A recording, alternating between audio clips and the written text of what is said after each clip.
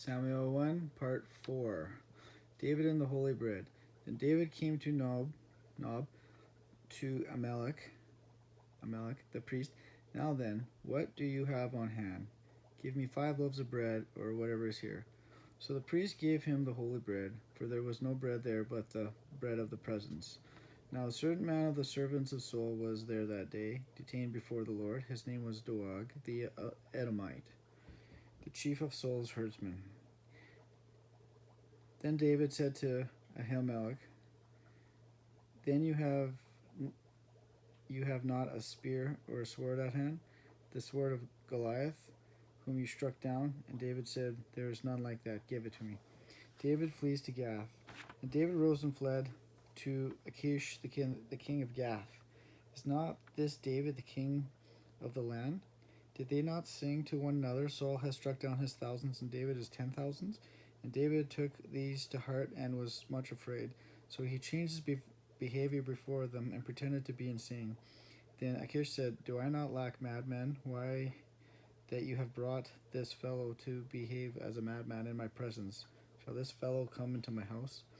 David at the cave of Adullam. David departed from there and escaped to the cave of Adullam.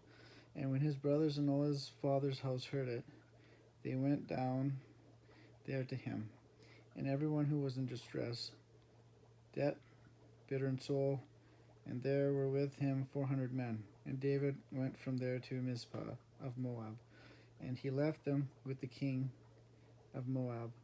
Then the prophet Gad said to David, Go into the land of Judah. Saul hails the priest of Nob. Now Saul heard that David was discovered, and the men who were with him. Then answered Doeg the Edomite, I saw the son of Jesse coming to Nob, to Amalek, the son of Ahitub, and he inquired of the Lord for him, and gave him provisions, and gave him the sword of Goliath the Philistine. Then the king sent to summon Ahimelech the priest, the son of Ahitub, and all his father's house, the priests who were at Nob. And all of them came to the king. And Saul said to him, Why have you conspired against me? And the king said, You shall surely die, Ahimelech, you and all your father's house. But the servants of the king would not put out their hand to strike the priests of the Lord. Then the king said to Doeg, You turn and strike the priests. He killed on that day 85 persons who wore the linen ephod. And Nob, the city of the priests, he put to the sword. Both man and woman, child and infant, ox and donkey, and sheep he put to the sword. But one of the sons of Amalek escaped and fled after David. David saves the city of Keilah.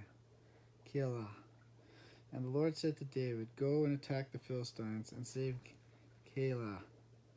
And David and his men went. Now it was told Saul that David had come to Keilah.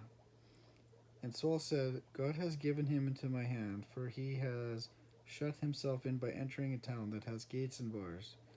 Then David said, Will the men of Keilah surrender me and my men into the hand of Saul? And the Lord said, They will surrender you. Then David and his men, who were about 600, arose and departed from Keilah.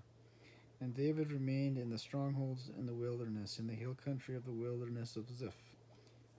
Saul pursues David. You shall be king over Israel. And the two of them made a covenant. David remained at Horesh, and Jonathan went home.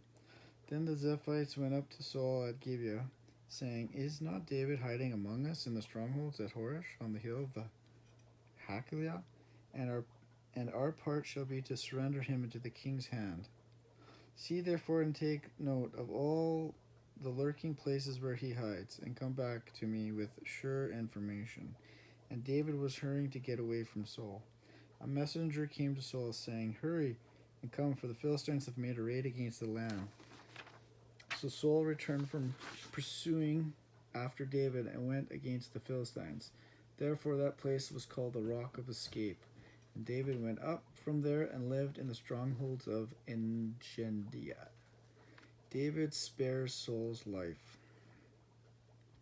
When Saul returned from following the Philistines, he was told, "Behold, David is in the wilderness of Engedi, and there was a cave, and Saul went in to relieve himself. Now David and his men were sitting in the innermost parts of the cave. Then David arose and stealthily cut off a corner of Saul's robe. He said to his men, 'The Lord forbid that I should do this thing to my Lord, the Lord's anointed, to put out my hand against him, seeing he is the Lord's anointed.' So David persuaded his men with these words. And Saul rose up and left the cave and went on his way. 'See, my father, see the corner of your robe in my hand? For by the fact that I cut off the corner of your robe and did not kill you, you may know that and see that there is no wrong or treason in my hands.' He said to David, 'You are more righteous than I, for you have repaid me good, whereas I have repaid you evil. For if a man finds his enemy, will he let him go away safe?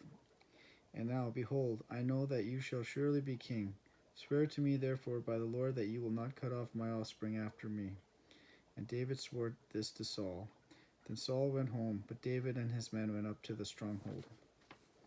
The death of Samuel.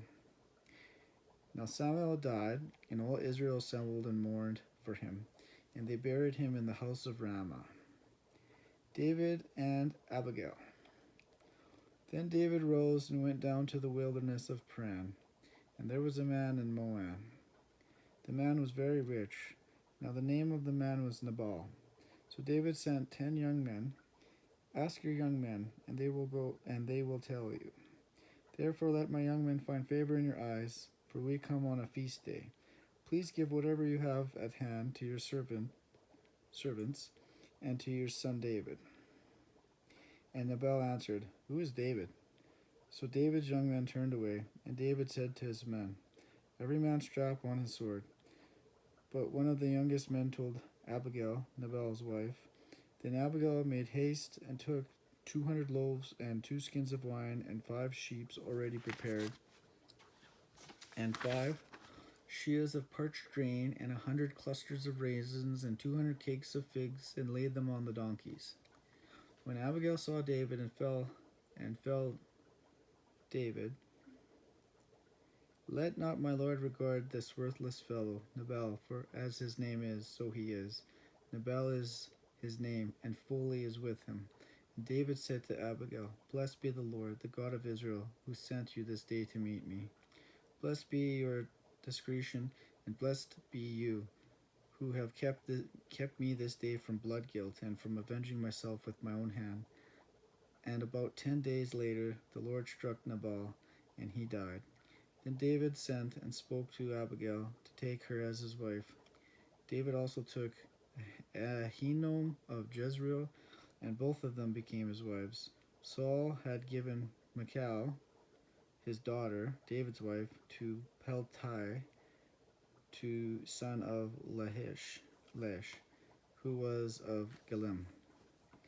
David spares Saul again.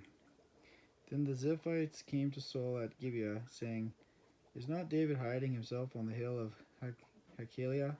So Saul rose and went down to the wilderness of Ziph with 3,000 chosen men. David sent spies. So David and Abishai went to the army by night. 'The Lord forbid that I should put out my hand against the Lord's anointed, but take now the spear that is at his head and the jar of water.'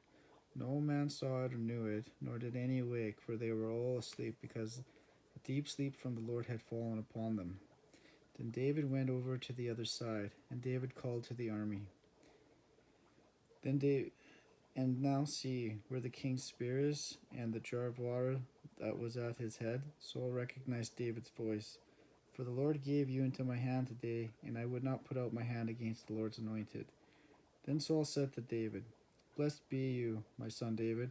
So David went his way, and Saul returned to his place.